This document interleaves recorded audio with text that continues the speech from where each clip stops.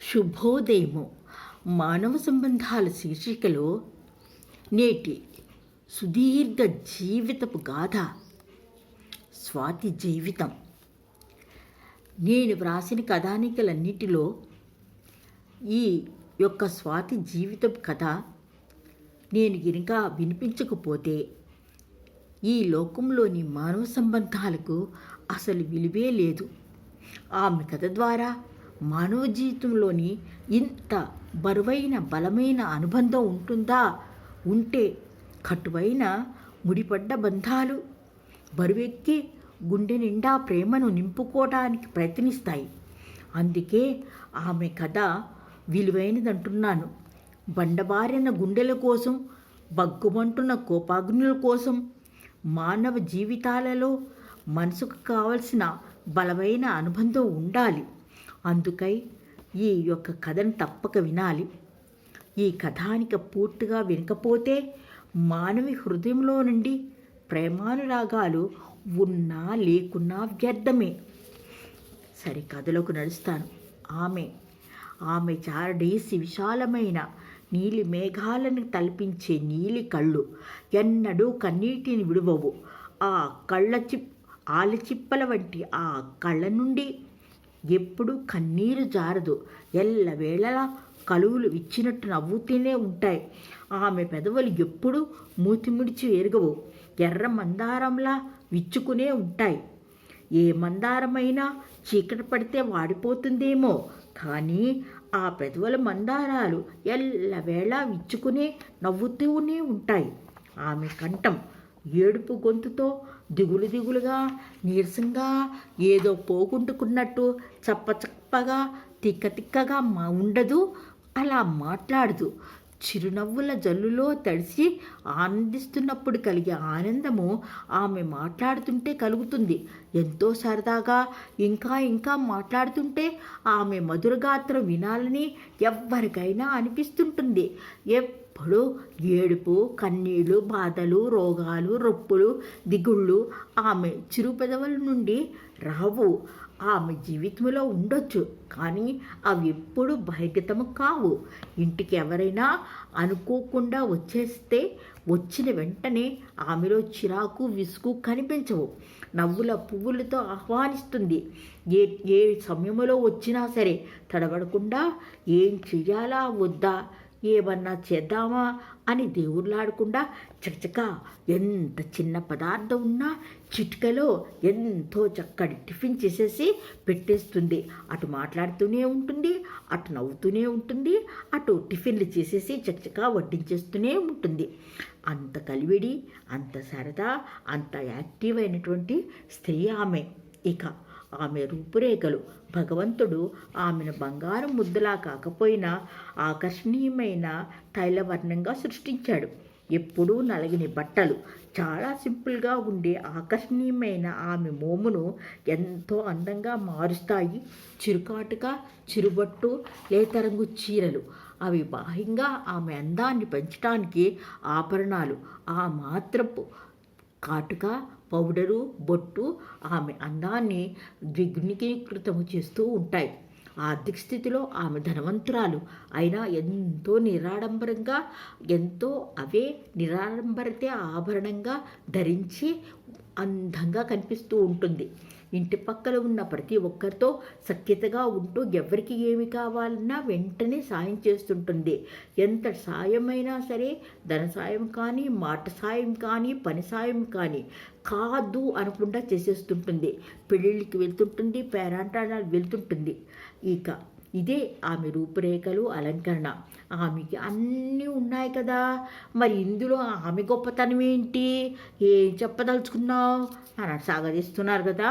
అదే వస్తున్నాను. ఆమె వయసు చిన్నదే. ఆమె అందానికి, గుణానికి ఆకర్షితుడైనటువంటి సురేష్ అతి పెద్ద ఇంజనీరు వివాహం చేసుకున్నాడు.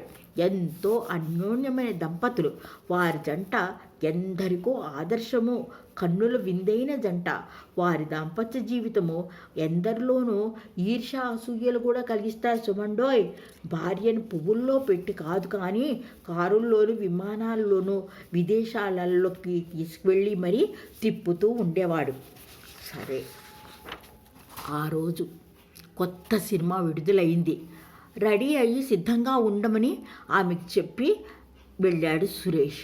ఎంతసేపటికి అలా చెప్పి వెళ్ళినటువంటి సురేష్ చాలాసేపటి వరకు సినిమా టైం కూడా అయిపోతున్నా రాలేదు. ఇంతలో ఆమె కబురు వచ్చింది. వెంటనే ఆసుపత్రికి రమ్మని. ఆమె భర్త పనిచేస్తుండగా 4 అంతస్తుల భవనం నుండి జారి పడిపోయాడు. ఇది అక్కడి ఆసుపత్రికి రమ్మని చెప్పి వారు చెప్పినటువంటి వర్తమానం. బలమైన గాయాలు తగిలాయి ఆమె భర్తకు అని చెప్పారు. ఆమె ఆసుపత్రికి వెళ్ళింది. ఆమె ముఖములో విషాద ఛాయలు ఉన్నాయి కానీ ఏడుపు లేదు. గంభీరమైన మౌనంతో చూస్తుంది. మౌనంగా జరుగుతున్నదంతా గమనిస్తుంది. డాక్టర్లు ఆమె దగ్గరికి వచ్చారు. గాయాలు మరీ పెద్దవి కాదు కానీ వైద్యం చేస్తుంటే గుండెపోటు వచ్చింది. కోమాలోకి జారిపోయాడు. ఇక మేము చేయవలసింది ఏమీ లేదు. వైద్యం పూర్తి చేశాము. కోమాలో నుండి బయటపడినాక ఆయన పరిస్థితి తెలుస్తుంది. మీరు ధైర్యంగా ఉండండి అని చెప్పారు. ఆమె మౌనంగా అంతా విన్నది. పెద్దగా ఏడుపు రావటం లేదు. గుండె బద్దలైంది. ఆమె బాగా చదువుకుంది కాబట్టి ఆమెకు రోగి కోమాలోకి వెళ్తే పరిస్థితి ఎలా ఉంటుందో, వెంటిలేటర్లపై పేషెంట్ను ఉంచితే ఏమి జరగబోతుందో, ఎంత ఆ యొక్క గాయం యొక్క తీవ్రత ఎంత ఎక్కువగా ఉందో ఆమెకి తెలుసు. ఆమె వైద్య రంగానికి సంబంధించిన పుస్తకాలు విరివిగా చదువుతుంటుంది. తన భర్త పరిస్థితి అర్థమైపోయింది. కోమాలో నుండి ఎప్పుడు బయటకు వస్తాడో అని భర్త ఎదురుగా కుర్చీలో కూర్చొని అతని దీక్షగా చూస్తూనే ఉంది. అన్నం తినలేదు, నీరు తాగలేదు. ఎందరో పెద్ద పెద్ద డాక్టర్లు వచ్చి భర్తను చూసి వెళ్తున్నారు, పెదవి విరుస్తున్నారు. కొందరైతే పాపం ఎంతో చిన్న వయసు, ఎంత చక్కగా ఉంది, ఎంత కష్టం వచ్చింది, పాపం ఎంత దురదృష్టవంతురాలు అని డాక్టర్లు, నర్సులు, స్నేహితులు, బంధువులు ఒకటే అనుకోవటం. ఇటువంటి కష్టం ఎవ్వరికీ రాకూడదు అని అక్కడ వారు అంటున్నారు. వైద్యులు కూడా ఆమెకి ధైర్యపరుస్తూ ఆమె స్థితిని చూసి నిజంగా మనస్ఫూర్తిగా జాలిపడ్డారు.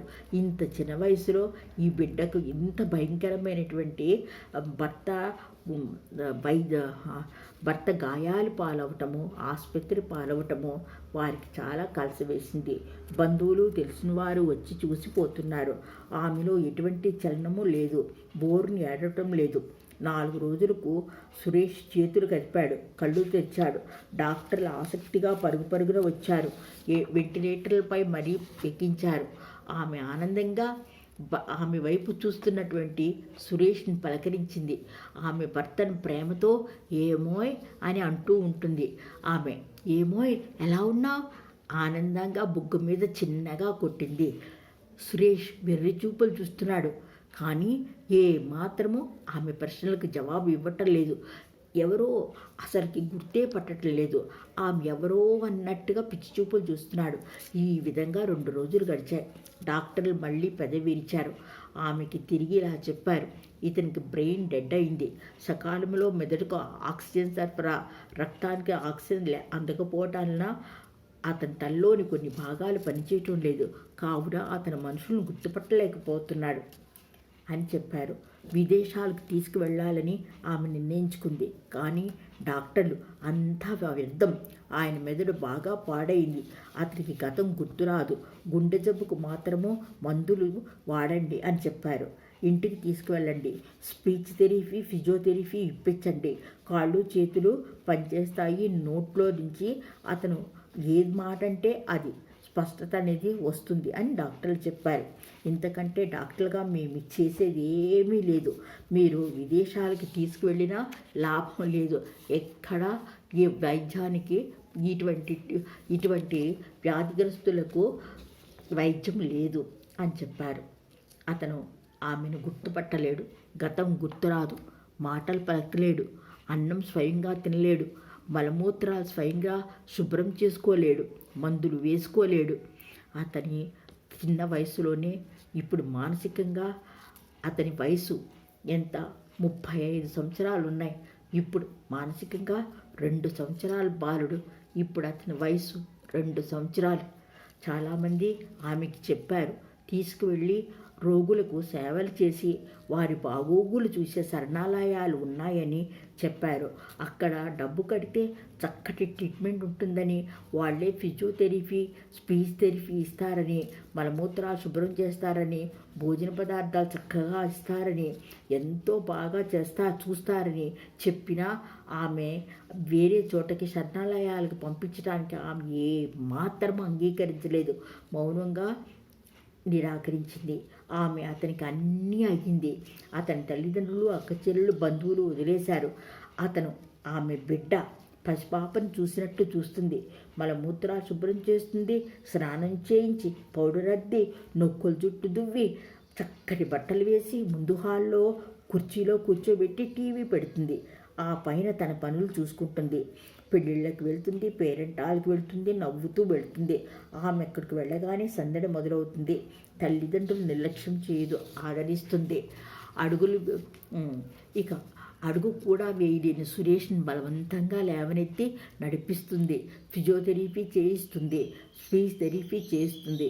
తమ గతంలోని మధుర స్మృతులు గుర్తుకు రావాలని భర్తకు చెప్తూ ఉంటుంది. వెర్రి చూపులు చూస్తున్నా సరే ఆమె నవ్వుతూ ఏమో ఇది గుర్తుందా అంటూ ఆల్బమ్ చూపిస్తూ ఉంటుంది. ఫోటోలు చూపిస్తూ ఉంటుంది. పిల్లల ఫోటోలు చూసి పరిచయం చేస్తుంటుంది. సురేష్ వెర్రిగా నవ్వుతుంటాడు. అతనికి ఏమీ గుర్తురాదు. ఆమె చెప్పింది అర్థం కాదు. చిన్న పిల్లవాడిలా నవ్వుతాడు. అయినా ఆమె నిరుత్సాహపడదు. ఇంకా ఎప్పుడో ఒకరోజు భర్త స్పృహలోకి వస్తాడు. అది ఆమె ప్రగాఢ విశ్వాసం, నమ్మకం. చిన్న బిడ్డతో ఆడుకున్నట్టు ఏంటో ఆడుకుంటూ ఉంటుంది. వైద్యులు చెప్పేశారు, అతను ఒక జీవం ఉన్న మనిషి మాత్రం, మనసు మెదడు లేని సజీవి శిల్పం అని. అయినా ఆమె నిరుత్సాహపడదు. వేలకు వేలు డబ్బుకొచ్చేస్తుంది. అతనితో ఆడుతుంది. ఎక్కడ ఏ పెద్ద డాక్టర్ ఉన్నాడని చెప్పినా పరుగున ట్యాక్సీలో తీసుకువెళ్తుంది. అతనితో ఆడుతుంది, పాడుతుంది, నవ్విస్తుంది. మధుర జ్ఞాపకాలు, స్మృతులు చెప్తూ ఉంటుంది. అతని ఈ జన్మలో రాతి శిల్పం. అయినా ఆమె అతన్ని మనసున్న మనిషిగా ఆదరిస్తుంది. ఆమె భర్తతో కలిసి తన రంగు వెలిసిన జీవితంలో మనసు లేని, గుర్తుపట్టలేని భర్తతో కలిసి దాదాపు 22 సంవత్సరాలు గడిపింది. ఆమె ఇంటికి ఎవరైనా వెళితేనే ఆమె జీవితం గురించి తెలుస్తుంది. అంతేగాని ఆమెని ప్రత్యేకంగా చూసిన వాళ్ళు ఎప్పుడు చలాకీ అయిన, ఆకర్షణీయమైనటువంటి స్త్రీ అని భావిస్తారు. ఎప్పుడైతే ఆమె ఇంటికి వెళ్ళారో అప్పుడే ఆమె యొక్క జీవితం ఏంటో అర్థమవుతుంది. ఆమె తెరవెనుక జీవితం, ఆమె కన్నీరు, ఆమె దుఃఖం, ఆమె వేదన, ఆమె నిస్పృహ, ఆమె జీవం, ఆమె అంగలార్పులు అన్నీ ఆమె గుండె గూటికే పరిమితం. తన వేదనలందరికీ చెప్పి తనపై జాలి కలిగించాలా, ప్రవర్తించవాలని ఎప్పుడు అనుకోదు.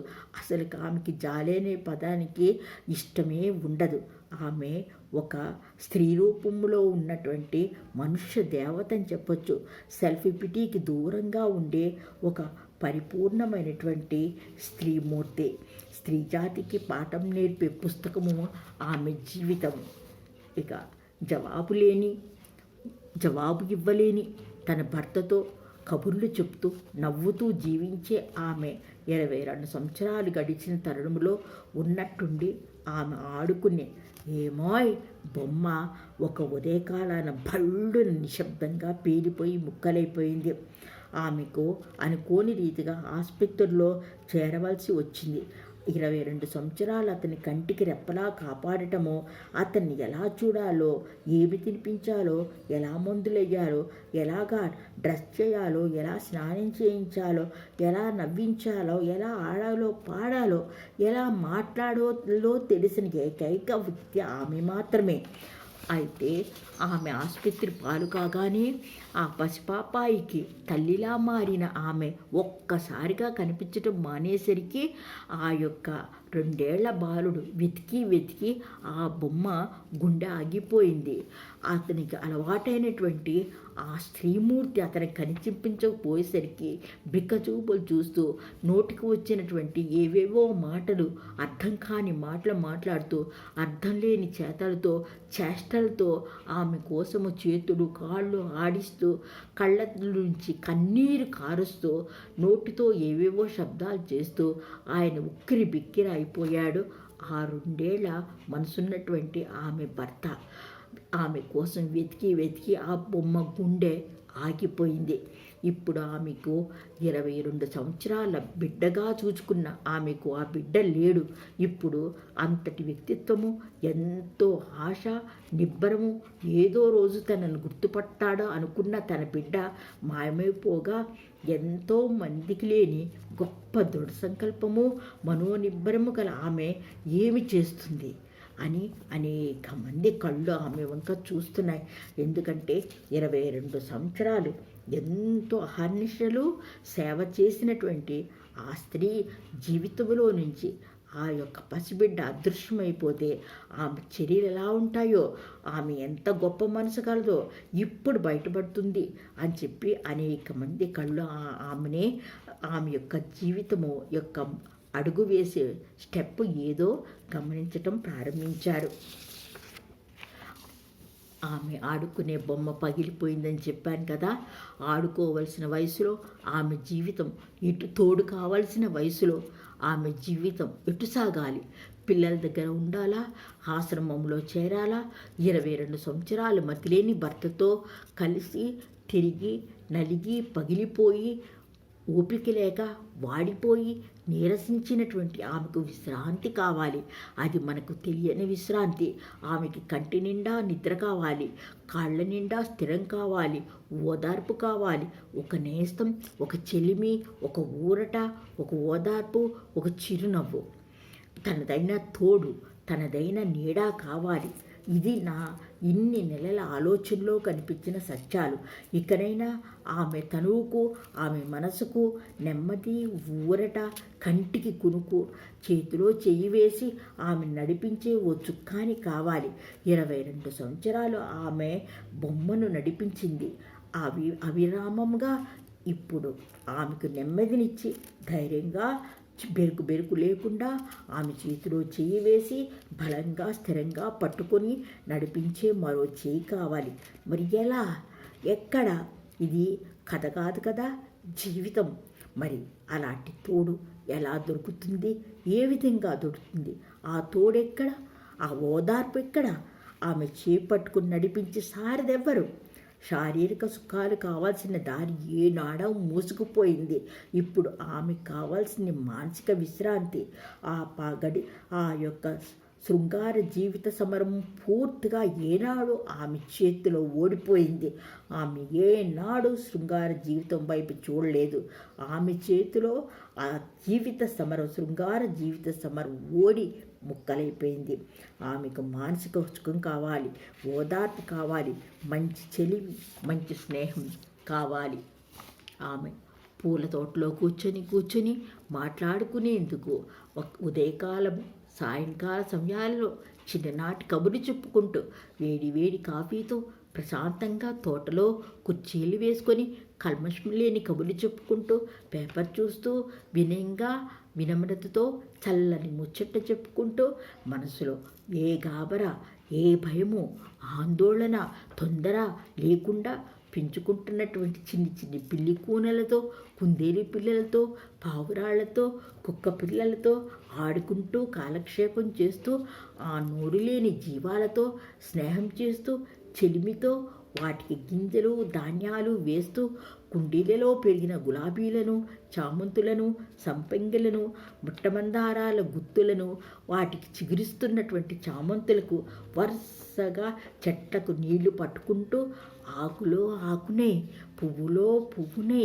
తోటలో తోటనే అని అంతేకాకుండా ఆ తోటలో పెద్ద చెట్లకు, మామిడి చెట్లకు, ఆ యొక్క జామి చెట్లకు కొక్కేరకు వేలాడదీసిన చిన్న చిన్న రంగుల పంజరాల్లోని రామచిలకలతో పాటు చిన్న చిన్న రంగు పక్షులు, అది లవ్ బర్డ్స్ అంటారు చూడండి, అవి పెంపుడు పక్షులకు పంజరంలో నుండి పక్షులకు ఆహారం పెడుతూ గింజలు వేస్తూ పంజరంలో నుండి కొంచెం సేపు వాటిని వదిలివేసి తోటంతా అవి తిరిగి తిరిగి వచ్చే వరకు ఉండి మరలా రాగానే చల్లటి నీళ్లు గింజలు ఆ యొక్క పంజరాల్లో పెట్టి తన నేస్తంతో మనసుకు పట్టిన ధూళిని దులిపిన అచ్చు అద్దంలా ఉన్న మనసులతో ఎటువంటి శారీరక మానసిక అవసరాల జోలికి పోక తూర్పున ఉదయిస్తున్న సూర్యుని రాకుని గమనిస్తూ నిర్మలంగా జీవించేందుకు ఆమెకు ఓ నేస్తం కావాలి.